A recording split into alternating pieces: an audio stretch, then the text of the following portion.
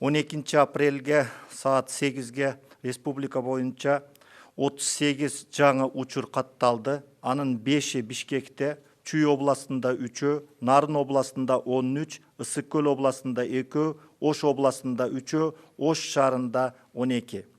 Мен басып белгилеп кетмекчимин, бул жерде катталгандардын негизи бул обсервацияда жаткандар, ошондуктан эч кандай коопсуздукка, мындай тынчсызданууга эч кандай мындай өтө негиз жок. Бирок биз бүгүнкү күндө карантиндин жоболорун сактоого баарыбыз милдеттүүбүз.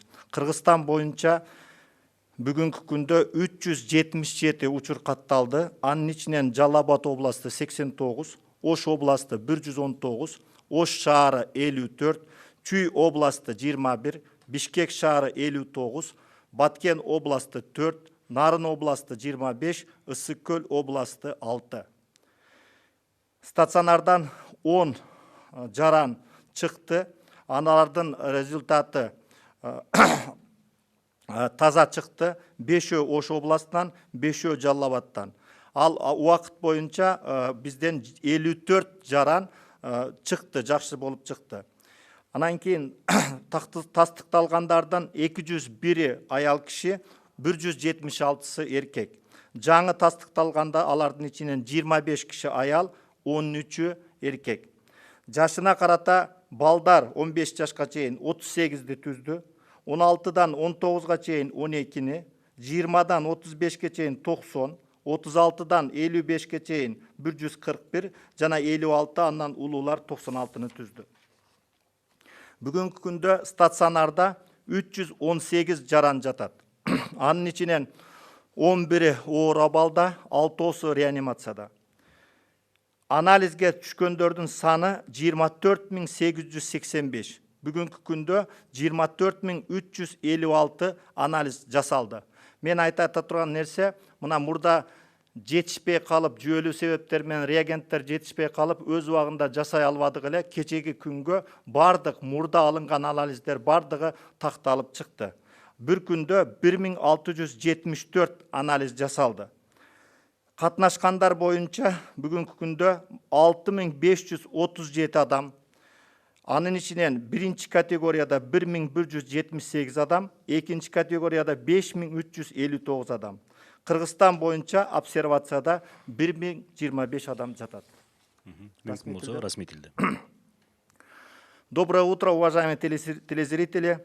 На 12 апреля зарегистрировано 38 новых случаев, подтвержденных COVID-19. В городе Бишкек 5, Чуйской области 3, Нарынской области 13, Исыкульской области 2, Ошской области 3, город Ош 12. Я хотел бы сказать, что подтвержденные случаи в основном это те люди, которые находятся в обсервации, которые мы взяли анализ. В Кыргызстане всего подтвержденных случаев зарегистрировано 377. Из них в Джалабадской области 89, Ошской 119, город Ош 54, Чуйской области 21, город Бишкек 59, Баткенской области 4, Нарынской области 25 и Исыкульской области 6. За сутки из стационара выписано 10 пациентов. При выписке их результаты анализов отрицательные. 5 из Ошской области, 5 из города Джалал-Абад. Всего за все время выписано с выздоровлением по стране 54 пациента. Из зарегистрированных положительных случаев 201 женщина, 176 мужчин. Среди новых случаев 25 женщин, 13 мужчин. По возрасту дети в возрасте до 15 лет составляет 38 случаев. От 16 до 19 – 12 случаев. От 20 до 35 лет – 90. От 36 до 55 лет – 141. 56 лет и старше – 96. Сегодняшний день в стационаре лежат 318 пациентов. Из них 11 тяжелое состояние, 6 человек сегодняшний день лежит в реанимации. Всего поступило образцов на исследование 24 885. Количество проведенных исследований 24 356. Проведено исследование за сутки 1674. Я хотел бы отметить, вы знаете, по объективным причинам, когда нехватка реагентов было, первое время мы не могли полностью провести анализ полученных. Вчера мы закончили, на сегодняшний день нету замороженных образцов для проведения анализа. Количество контактных лиц лабораторно подтвержденными больными составило 6537. Из них близкие контакты, то есть первой категории, 1178. Другие контакты, вторая категория, 5358. На обсервации в республике находится сегодняшний день 1025 человек. Мынадай мисалы чоң рахмат, анда коомчулуктагы келип жаткан, көтөрүлүп жаткан суроолорго да өтсөк, көпчүлүк ушул карантиндик санитардык посттордо турган кызматкерлерден канчалык тез арада сиздер эме алып турасыңар, тест? Бұл жерде бұл негізінен эпид көзөмөлгө карата. Эгерде алмашатырган болсо, ошол жерде санитардык карантин пунктта мына схема боюнча же график боюнча алмашатырган болсо, биз анализ алып туруп, анан кийин аныкталгандан кийин, анализди терс чыккандан кийин, анан кийин кое берип атабыз. Бул жерде негизинен бул 3 күндө, 2 күндө деген нерсе жок. Эпид показания боюнча, эпид көрсөткүч боюнча анализдер алынат. Все чаще появляется информация о том, что аппараты искусственной вентиляции легких опасны. Известно ли вам, какие риски несут аппараты ВЛ? Возможно, следует прислушаться к опасениям коллег, которые столкнулись с этой проблемой. Вы знаете, вы правильно поднимаете вопрос. Это аппараты искусственной вентиляции легких. Если вентиляционная система в помещении не соответствует, значит, лучше не ставить. Мы сегодняшний день проверяем, насколько вентиляционная система в помещениях, это значит палаты интенсивной терапии, в реанимационных отделениях, изоляторах. Если они действительно соответствуют, мы ставим это аппараты искусственной вентиляции легких. Если не соответствует, мы, значит, не ставим. Да, есть определенные риски, но они минимальны. Мы хотим полностью минимизировать риски, чтобы не было опасность для больного, для пациента, когда мы подключаем аппарат искусственной вентиляции легких. Эгерде саламаттык сактоо министрлигинин кызматкерлеринин арасынан кандайдыр бир жанагындай анализ чыкса положительный, ошондо бүт Минздравдын кызматкерлери жумуштан обсервацияга жаткырылабы дейт? Ооба, эгерде борбордук аппаратта бар бир коллективде бирөө чыга турган болсо, башка бир коллективде, жалаң эле борбордук аппаратта эмес, бул биз бардыгын обсервацияга жаткырабыз. И можно ли провести инвентаризацию средств индивидуальной защиты СИЗ во всех медицинских учреждениях, чтобы бесперебойно снабжать ими медработников?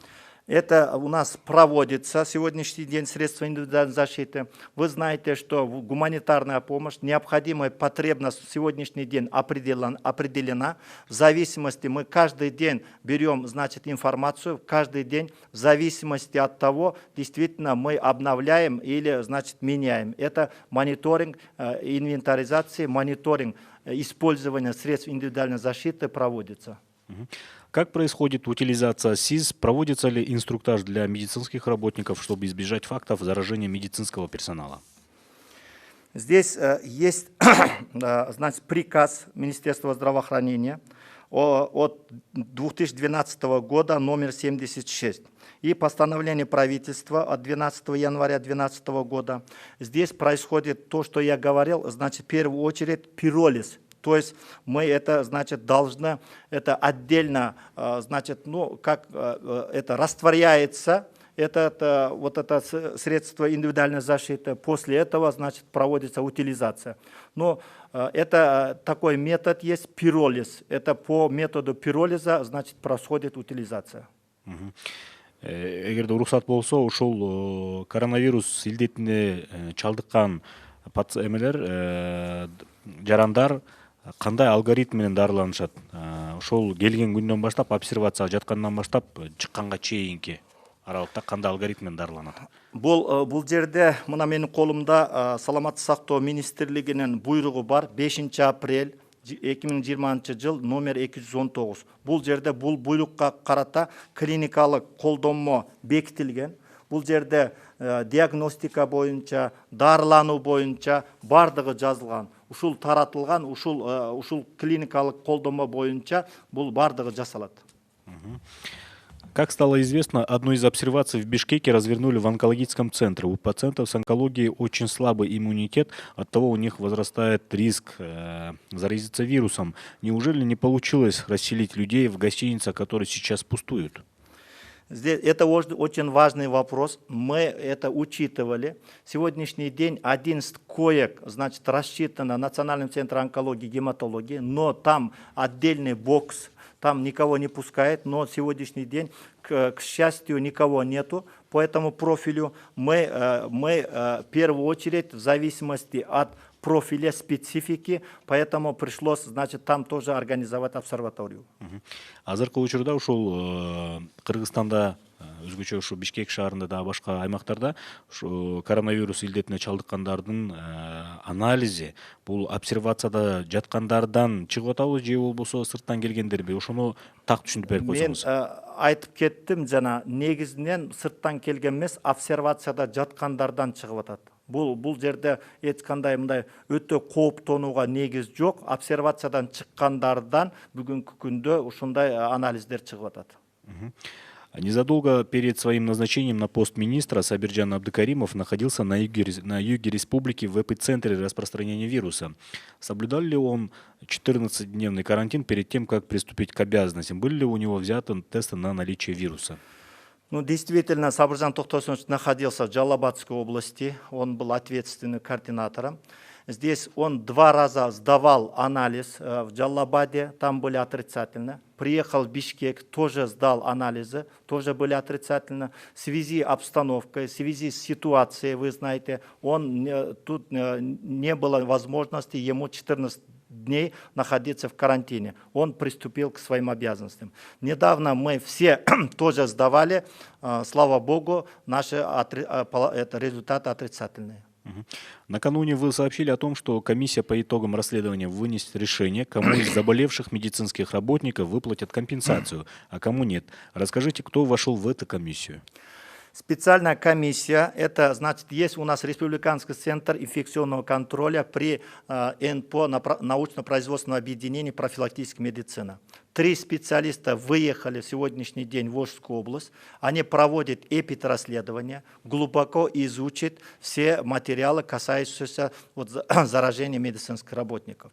После этой, значит, комиссия даст заключение, республиканский штаб есть у нас при Министерстве здравоохранения, выносит заключение. После этого мы передадим для оплаты. Я уже говорил, 200 тысяч сомов для, значит, больных, но не дай бог 1 миллион сомов, если будут смертные случаи. Это мы передадим в соответствующий республиканский штаб. Когда частные лаборатории начнут работать, что им мешает? Здесь это очень важный вопрос. Я сказал, есть, значит, ПЦР. Но хотя есть, оказывается, там есть свои требования. Это режимные требования. Мы уже говорили с лабораторией, частной лабораторией Банецким.